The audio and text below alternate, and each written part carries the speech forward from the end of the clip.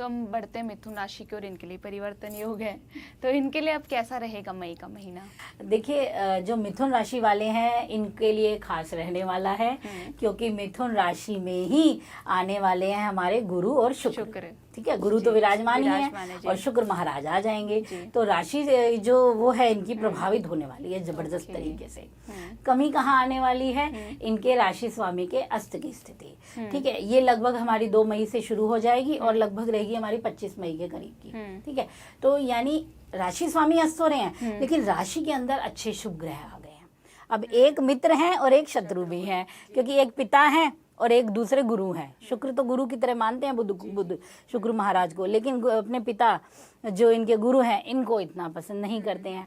लेकिन इनकी राशि में आए हैं 2 बेहतर ग्रह हैं और ज्ञानी है। गुरु क्या है? ज्ञान है। फिर चाहे वो दैत्य हो या गुरु हो, वो ज्ञान है, ज्ञान की कोई वो नहीं है। तो उनका ज्ञान ऐसा है कि अब बढ़ने वाला है। तो अस्त भी है, लेकिन यहाँ कुछ अच्छा प्रॉफिट भी मिलेगा।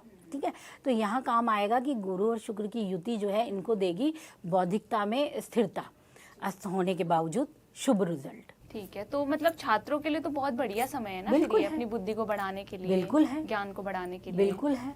ये एक अच्छा समय है। और एक बहुत अच्छी एक चीज है कि हम ज्योतिष शास्त्र में ना कुछ चीजें जब हम अपवाद की बात करते हैं या हम कहते हैं कि परिहार हो सकता है, तो ये अपवाद या परिहार जो भी आप शब्द यूज करना उपयोग करने कि जो बुध को ना अस्त का दोष भी नहीं दिया गया, ये भी माना गया है। जी जी, हाँ, क्योंकि बुध और सूर्य तो साथ साथ ही चलते रहते हैं ना। जी। अच्छा, दोष नहीं लगता? हाँ, तो इसकी एक स्थिति ये भी है कि इसका दोष बहुत नहीं माना जाता। दोष परिहार रूप में मान लिया जाता है कि बुध को अस्त का दोष नहीं लगेगा। साथ ही साथ है तो यहाँ भी इनको बहुत फायदा मिल जाता है। ठीक है ना, तो वही मैंने आपको बताया कि बारीकियां समझनी पड़ेंगी, तभी आप कुंडली का विश्लेषण कर पाएंगे। ऐसे ही नहीं हो जाएगा ना। तो ये जरूर समझिए, हमारे दर्शक जितने भी हैं, मैं चाहती हूँ बारीकियों को समझे, सुने। आपको नहीं आती तो समझने की हम बताते हैं, तो सुनिए।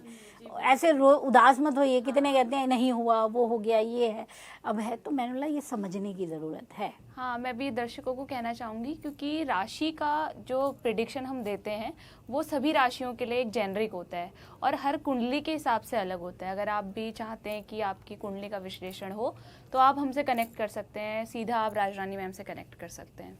तो अब हम बात कर रहे थे हमारे मिथुन राशि की। तो एक चीज़ बहुत अच्छी है कि इस समय इनके पास ज्ञान की विस्तार की स्थिति मिलेगी, गलत फैसले होने से बच भी जाएंगे। ठीक है, और घर परिवार की अगर स्थिति देखी जाए तो फाइनेंशियल, हाँ थोड़ा ये है कि बुध द्वादश के रहेंगे शुरुआत की स्थिति में और वो हमें खर्चे देंगे।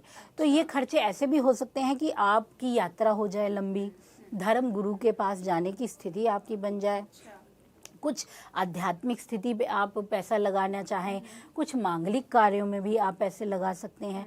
तो ऐसी चीज़ें बनती रहेंगी आपके लिए आर्थिक स्थिति में।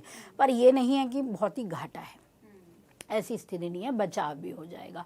और कुछ नए मेहमानों की स्थिति है कि आगमन हो सकता है, घर में लोगों का आना जाना लग सकता है, कोई पुराना रिश्तेदारी से बात हो सकती है, मित्रों के साथ मस्ती के लिए निकल पड़ सकते हैं, पिकनिक के लिए, वो अच्छी स्थिति है। तो ये मिथुन राशि वालों के लिए कुछ जगह बढ़िया चीज़ें हैं।